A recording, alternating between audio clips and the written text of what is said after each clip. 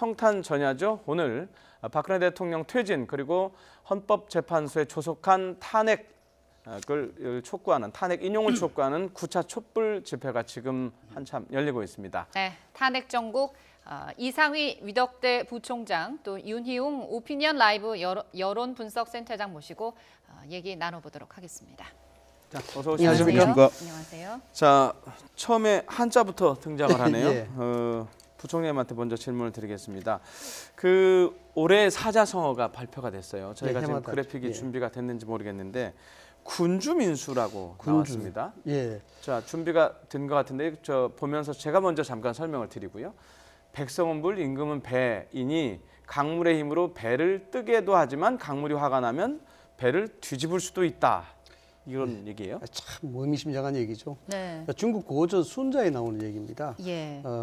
백성은 물이고 임금은 곧 배다. 네. 그래서 강물은 배를 띄울 수도 있지만 화가 나면 강물이 배를 엎을 수도 있다. 이런 얘기입니다. 네. 결국 최순실 게이트로 말미암아 촛불로 이어졌고 그 촛불로 이어서 결국 대통령이 하야시키게 된 이 현 정부 탄핵하게 된 그런 현 시국을 빗댄 그런 사자성어라 보죠. 작년에는 혼용무도였습니다. 네. 혼용무도. 작년 혼용무도였는데 이것도 뭐 나라가 어둡고 어지러운 그런 상황을 빗대서 암흑천지라고 이야기했었거든요. 예. 작년과 올해 사자성어의 공통점은 둘 다 군주의 무능함 이걸 지적했다는 데서 의미가 좀 있습니다. 네, 최순실 게이트로 성난 민심이 대통령의 퇴진을 요구하면서 촛불을 밝혀들고 결국 박 대통령의 탄핵안까지 가결된 그런 상황을 빗댄 어떻게 보면 약간 좀 씁쓸한데 올해 사자성어 군주 민수였습니다. 말이 나온 김에 두 분은 올 한 해를 표현할 어떤 사자성어 혹시 떠오르시는 게 있을까요? 아니면 어떤 얘기를 좀 하실 수 있을까요? 뭐 여러 가지 사자성어가 많이 떠오릅니다만 제 같은 경우에는 이제 갈택이어라는 성어를 좀 꼽을 수가 있을 것 같아요. 뭐냐면은 연못에 있는 고기를 잡기 위해서 연못에 있는 물을 모두 다 퍼낸다라는 뜻입니다. 이것이 뭐냐면은 일개 개인이 목적을 취하다가 결국 나라의 국력을 상실시키는 마비시키는 그런 형태다. 결국 고기 한 마리 잡기 위해서 본인은 모든 연못에 물을 퍼냈다. 바로 지금 현 시국이 그런 갈택이의 상황이 아닌가 이런 생각이 좀 들어요. 네.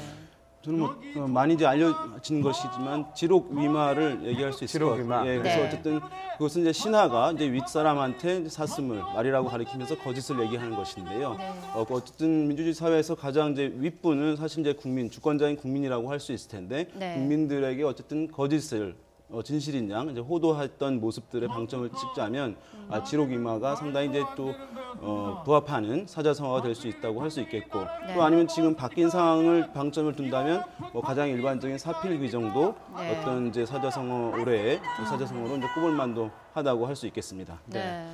지금 저희가 대담 도중에도 저희가 지금 영상으로 나가고 있는 것은 광화문에서 열리고 있는 제 9차 촛불 집회 그리고 그 옆에서 덕수궁 앞에서 열리고 있는 탄핵 반대 집회죠. 이른바 보수단체들의 네.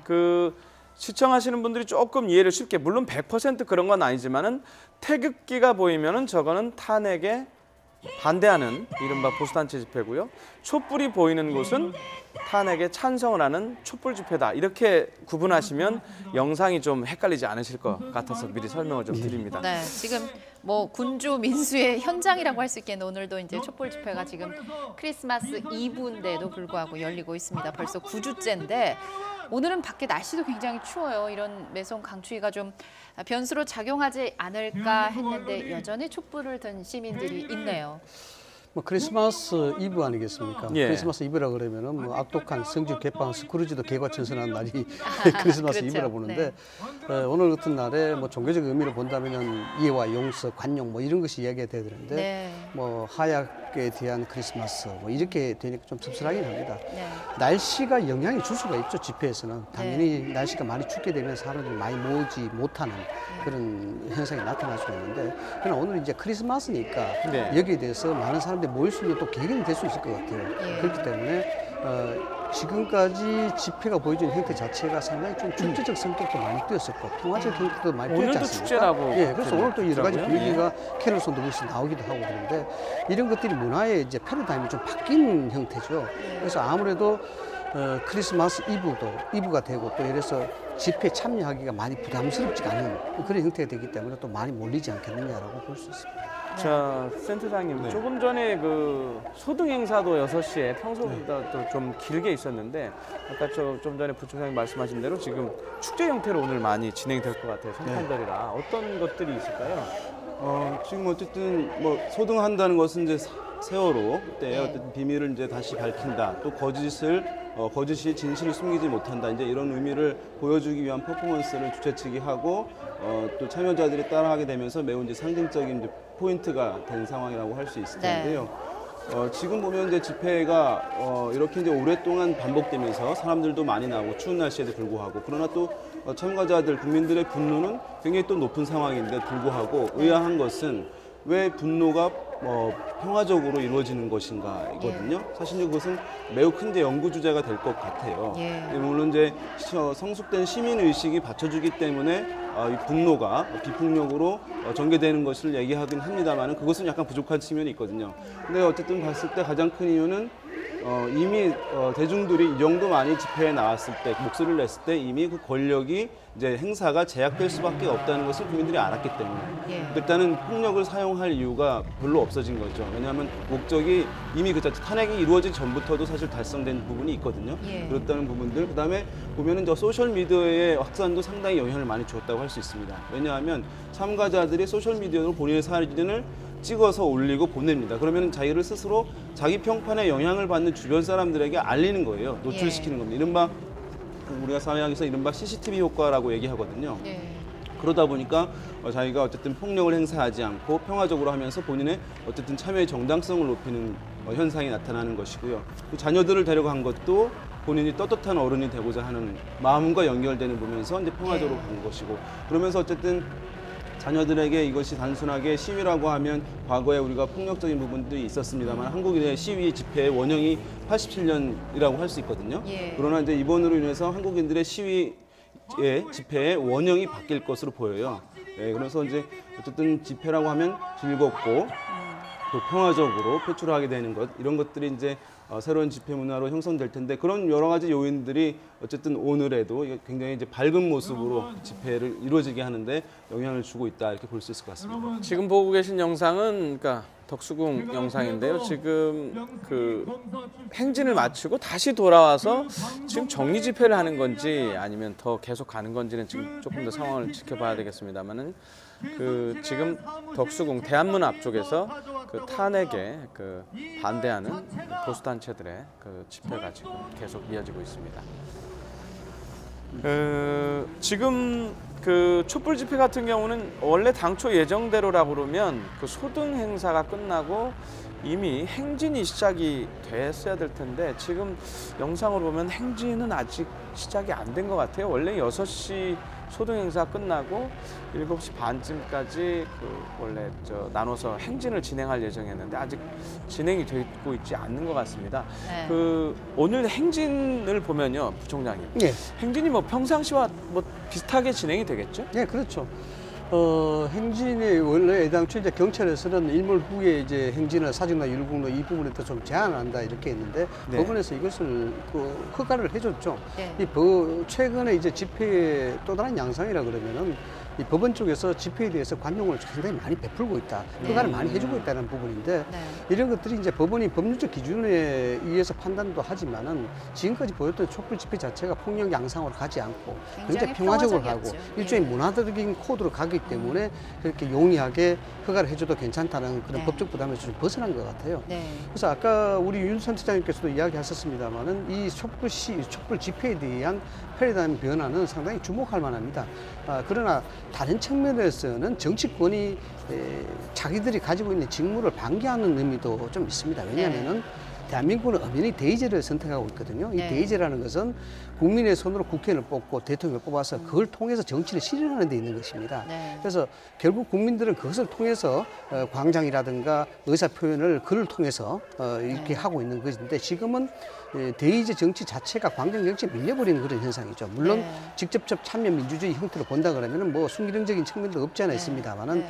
이런 것들이 애당초에 보면은 정치권이 선도적 역할을 한 것이 아니고 네. 민심에 밀려서 했고 지금도 뭔가 정치권이 여기서 설득을 하고 이해를 시키고 또 대안을 제시해서 여기에 대해서 같이 협치를 이루어주는 민중의 요구를 받아들이는 그런 모습을 보여줘야 되는데 전혀 그런 모습을 보이지 않고 있거든요. 네. 뭔가 모르게 촛불 집회에 기대고 거기에서 정치적 반사 이익을 얻으려는 그런 모습들을 보이고 있기 때문에 저런 현상들은 물론 학문적으로 앞으로도 많이 연구가 될 겁니다만은 네. 상당히 좀 순기능적과 역기능적 면이 충분히 존재하고 있다 이렇게 볼 수가 있습니다.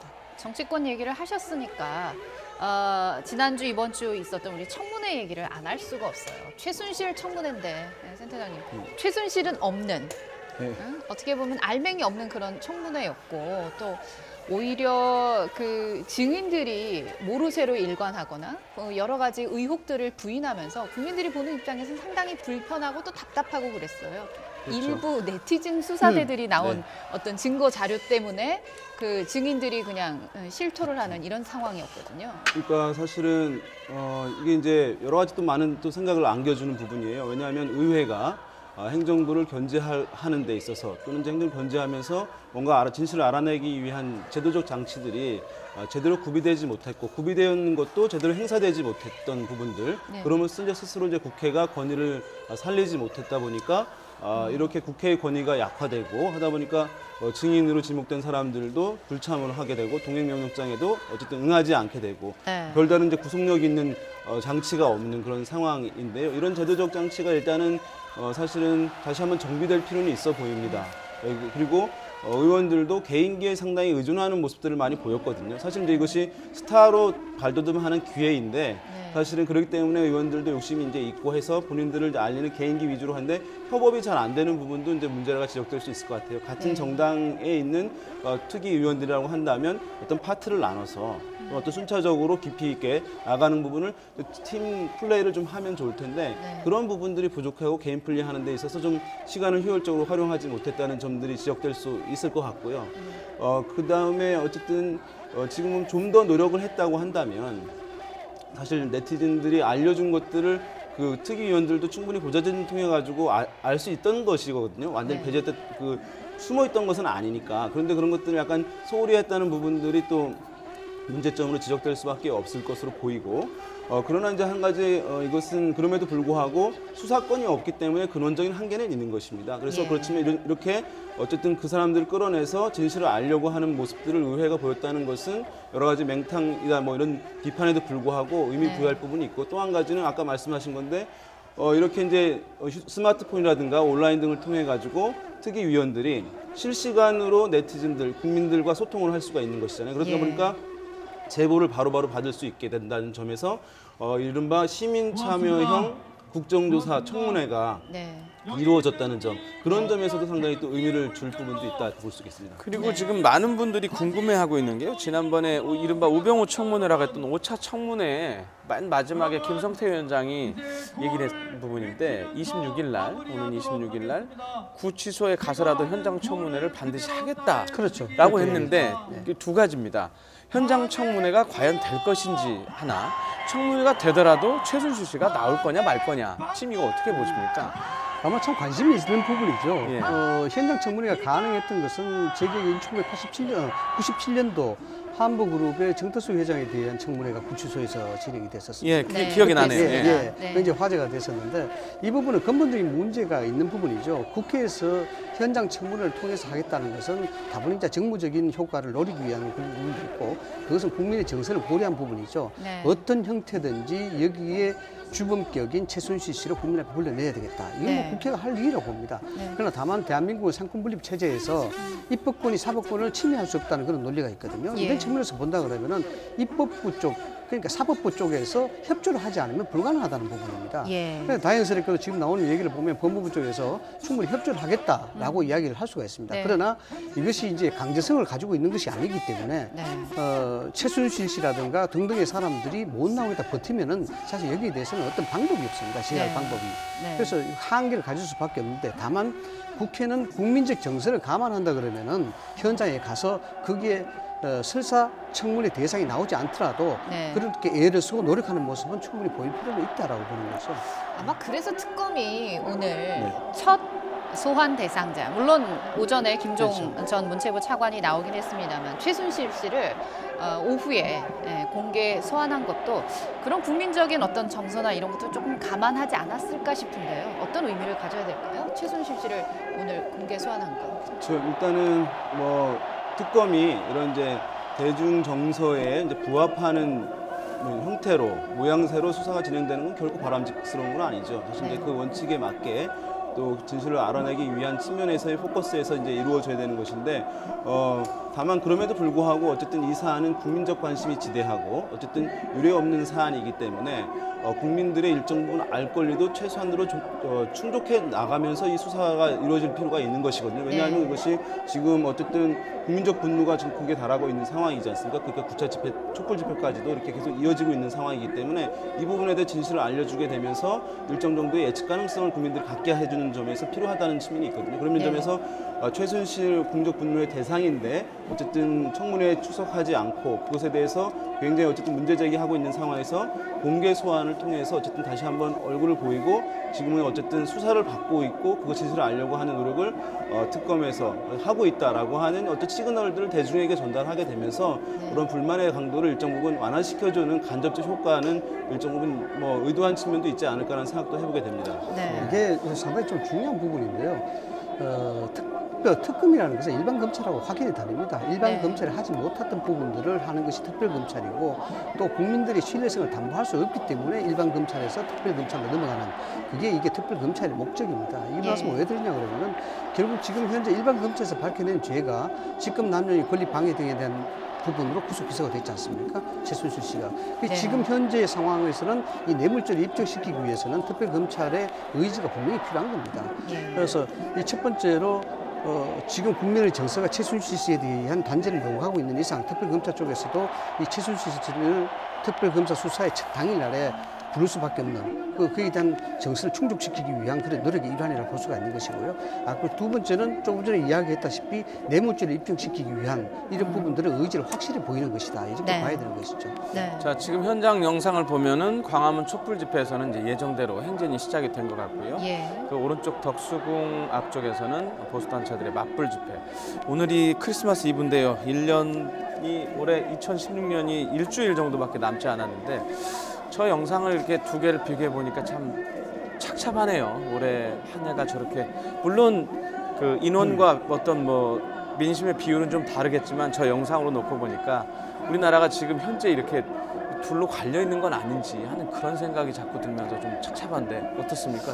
긍정적인 면도 있고 부정적인 네. 면도 있겠죠. 부정적인 면에서야 따져보면은 우리가 언제까지 이렇게 이데올로기적 대립을 계속 해줘야 되냐 이런 어떤 씁쓸한 그런 감정도 있고 또 이 사건의 본질 자체가 네. 부정과 반부정에 대한 얘기였었는데 네. 이것이 진보와 보수의 양적인 이념적 구도로 간다는 부분 이런 부분들에 대해서는 사회적 현상에서 상당히 부정적인 거로 봐야 됩니다. 예. 왜냐 그러면 이것은 좀 역시 정치권이 자기의 본연의 임무 자체, 자기의 책무 자체를 온전하게 해오지 않았기 때문에 이런 시민의 집회 형태가 자꾸 다른 방향으로 호도가 되고 있는 그런 측면에서는 좀 부정적 기능이다 볼 수가 있고 순기능적 측면에서는 그렇습니다. 대한민국 민주주의 공화국이죠. 이 다원민주주의를 채택하고 있습니다. 그래서 다양한 의견이 나올 수밖에 없고 그 다양한 네. 의견이 나오는 것은 이러한 갈등과 대립의 연속에서 국가의 미래를 다시 한번 모색하는 그 대안 제시하는 그런 효과가 또 충분히 있는 것이거든요. 네. 그래서 이런 부분들은 갈등을 통해서만의 문제의 해결점을 찾을 수 있는 것이 사회적 구조의 기본적 요소이기 때문에 좀 긍정적으로 보자 그러면은 앞으로 한 걸음 나아가기 위한 그런 진통이다 이렇게 생각하시면 좀 될 것 같아요. 아마 뭐 이제 전체적인 국민 여론을 감안해 볼 때 네. 이제 아직까지는 어쨌든 이게 이념간 대립의 장으로서의 집회가 이제 서로 대립하면서 이루어지는 것이라고 평가하기는 아직은 이른 단계라고 생각합니다. 지금은 보여지는 예, 부분이 그렇다는 예, 거고요. 그렇죠. 예. 예, 맞습니다. 그래서 어쨌든 말씀하신 대로 의견 자유롭게 표출하고 하는 것이니까 이것은 자체를 사실은 뭐 보수 단체의 집회도 그것은 나쁜 것이다라고 평가할 수는 이제 없는 것이라고 할 수 있을 텐데 어쨌든 지금은 이제 이것이 최순실 국정농단 사태로 국민들이 거리로 뛰쳐나온 상황인데요. 그런데 이제 어쨌든 조기 대선이 지금 현실화되고 있는 상황이지 않습니까? 네. 그렇기 때문에 이것이 이제 앞으로 어떤 이념간 또는 지지 세력 간에 네. 어떤 대결의 양상으로 갈 가능성들은 충분히 있다고 할 수 있습니다. 보수 단체에서도 지금 허물어진 보수 지지층들을 결집시키기 위한 장으로서 이것을 또 활용하려고 하는 의도도 나타날 수 있거든요. 그러면서 네. 봤을 때 이것이 단기간에 이제 이렇게 양측의 집회가 단기간에 끝나지 않고 아마 선거가 있을 때까지 이어질 가능성을 배제할 수는 없지 않을까 지금 그렇게 보이고, 말씀하신 대로 사실은 이럴 때일수록 이제 정치에 책임 있는 지도자들이 나와서 이제 추운 겨울에 국민들이 거리에 나가는 것 사실 고생이 많은 것이기 때문에 정말 고생 많은 이런 것 같아요. 의견들을 우리가 사실 제도권에서 이것을 관철해 내겠습니다라고 하면서 신뢰 있는 호소를 하고 설득하고 이해시키는 과정이 있어야 되는 것이거든요. 예. 근데 지금 이제 정치 리더들이 그러한 이제 진보든 보수든 간에 그러한 역할들을 하지 못하고 있기 때문에 국민들이 계속 거리에 나와 있는 상황을 방기하고 있는 것인데, 이것을 봤을 때 어쨌든 정치의 부재 상황이 사실 대통령에게도 있었습니다만은 이 정치권도 사실 그에 그만큼은 아니겠습니다만은 책임을 충분히 다하지 못하는 부분들이 지금 있다, 이렇게 볼 수 있겠습니다. 네. 서울 광화문과 덕수궁 앞에서 지금 촛불 집회 그리고 맞불 집회가 지금 한창 최고조 정점을 달해가고 있는데요. 지금까지 이상휘 위덕대 부총장님 그리고 윤희용 오피니언 리더 라이브 여론 분석 센터장님 수고하셨습니다. 고맙습니다. 감사합니다.